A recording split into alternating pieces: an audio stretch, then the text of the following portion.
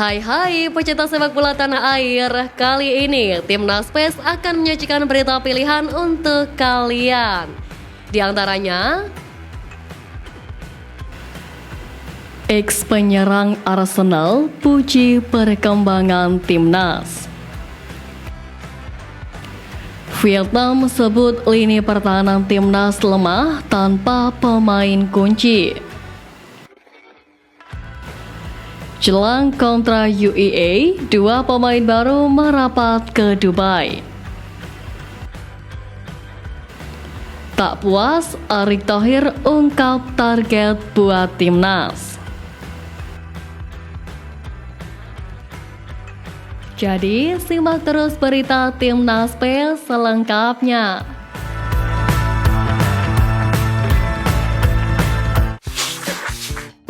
Seperti diketahui saat ini, Timnas Indonesia sudah memiliki banyak pemain di posisi bek kiri. Terlebih jika Kelvin Verdong benar-benar dinaturalisasi, maka bek kiri skuad Garuda memiliki 5 pemain. Di antaranya yakni Kelvin Verdong, Saint Patinama, Nathan Joaon, Pratama Arhan, dan Edo Febriansyah. Berbeda dengan sisi bek kanan, Timnas Indonesia hanya baru memiliki 2 pemain yang natural di posisi tersebut. Kedua pemain itu ialah Asnawi Mangkualam Bahara dan Sandy Walsh. Namun ternyata ada pemain keturunan yang berposisi natural sebagai bek kanan, yaitu Luka Evering. Lantas, siapa sosok Luka Evering?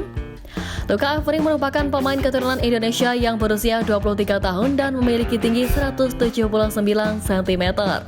Saat ini ia bermain di Go Ahead Eagles, di mana sebelumnya pernah membela Top Os dan FC20. Tercatat, ia sudah melakukan 7 penampilan di musim ini dengan hanya 199 menit bermain.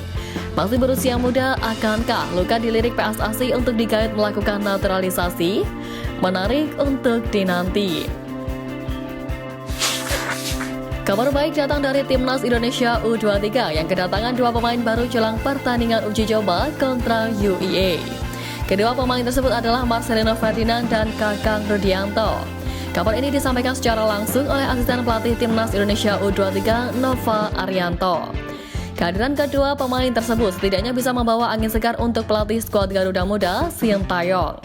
Meski begitu, belum diketahui apakah kedua pemain tersebut dimainkan atau tidak saat pertandingan nanti. Sebelumnya dikabarkan Marcelino Ferdinand memang akan terlambat bergabung bersama Timnas Indonesia U23 di Dubai. Adapun untuk Kakang Rudianto merupakan pemain baru yang dipanggil Sintayong ke skuad Garuda Muda.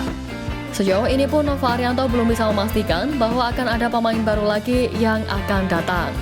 Uji coba lawan UEA menjadi pertandingan terakhir Timnas Indonesia U23 di Dubai.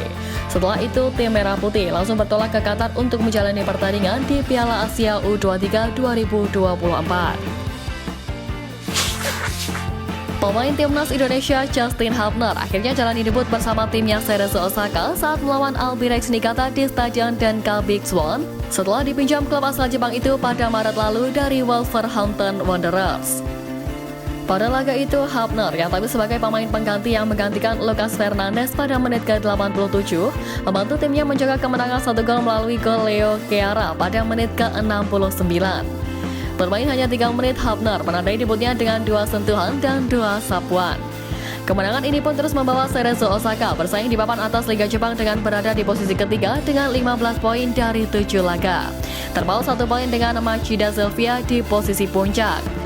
Debut Justin Hubner bersama Cerezo kali ini tentu membantunya beradaptasi dengan permainan klubnya. Kesuksesan Timnas Indonesia pada paruh kualifikasi Piala Dunia 2026 terus menjadi sorotan dari banyak pihak termasuk dari sejumlah pemain negara lain. Terutama usai menggulung Timnas Vietnam 2 kali berturut-turut pada lanjutan kualifikasi Piala Dunia 2026 beberapa waktu lalu, membuat hasil rilis resmi FIFA terbaru, Timnas Indonesia kini loncat signifikan menduduki urutan 134 dunia menyalip Timnas Malaysia. Keberhasilan tersebut tentunya tidak ujuk-ujuk, melainkan hasil kerja keras para pemain dengan arahan sang arsitek Timnas Indonesia, Sintayong. Belum lagi dengan hadirnya para pemain keturunan yang membuat Timnas Indonesia semakin garang. Masih dari perkembangan skuad Garuda saat ini, pujian pun datang dari Robin van Persie, pemain Belanda keturunan Indonesia. Ia bahkan memprediksi Timnas Indonesia bisa lolos ke Piala Dunia 2026. Ex penyerang andalan Arsenal dan MU ini mengungkapkan kekagetannya melihat perkembangan dari timnas Indonesia. Ia pun meyakini bahwa skuad Garuda tidak akan pulang cepat dari ajang tersebut dengan materi pemain yang dimiliki saat ini. Ketua Umum PSSI Erick Thohir memprioritaskan timnas Indonesia untuk fokus pada meningkatkan peringkat FIFA dan Piala AFF menjadi ajang trial. Dalam update terbaru, posisi skuad Garuda saat ini berada di peringkat ke-134 ranking FIFA, naik 21 peringkat dibandingkan tahun lalu.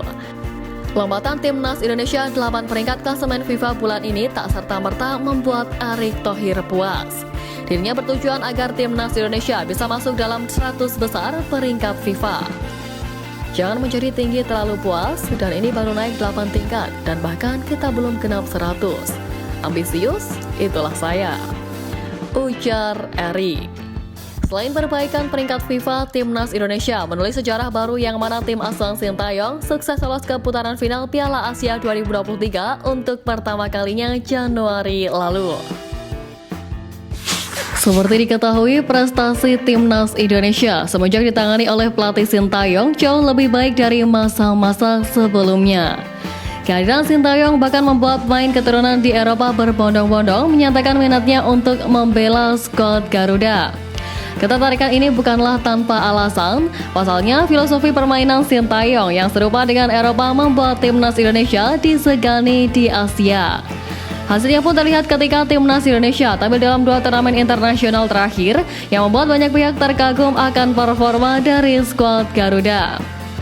Hal itu membuat kehadiran supporter untuk mendukung langsung timnas Indonesia di stadion yang cukup militan juga meningkat drastis setelah raihan positif dari skuad Garuda. Tak ayal jika para supporter timnas Indonesia mendesak PSSI agar Sintayong terus menjadi ahli strategi bagi skuad Garuda hingga tahun-tahun berikutnya.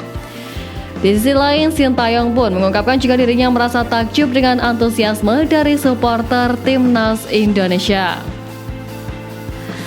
Kekalahan timnas Indonesia U23 atas Arab Saudi U23 dengan skor 1-3 di ajang uji coba Jumat kemarin rupanya cukup disorot oleh banyak media dari luar negeri.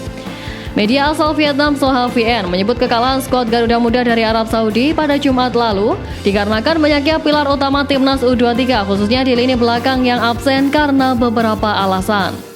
Mulai dari nama Elkan Bagot dan Alfeandra Dewangga yang absen karena cedera, hingga Justin Hubner dan Nathan Choaon yang tak mendapatkan izin dari klub menjadi beberapa alasan lemahnya lini belakang skuad Garuda U23.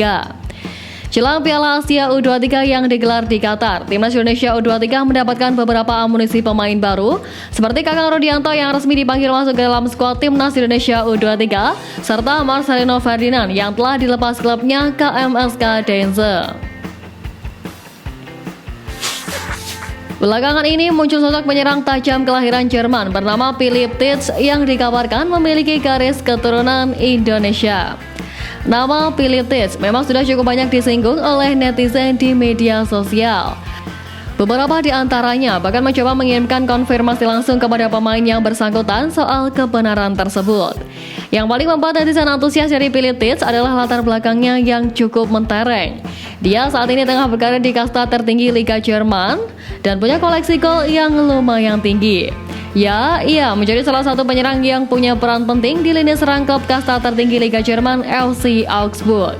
Dari total 28 pertandingan, dia sukses menyumbangkan 7 gol dan 4 assist.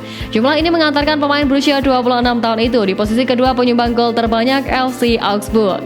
Diketahui ia pun telah berpengalaman di beberapa klub di Liga Jerman, serta menariknya ia pernah memperkuat timnas Jerman pada 2016. Apabila Philipp Tits benar-benar memiliki garis keturunan Indonesia, dia bakal menjadi sosok pemain yang menjanjikan karena memiliki pengalaman berkarir di kasta tertinggi Liga Jerman.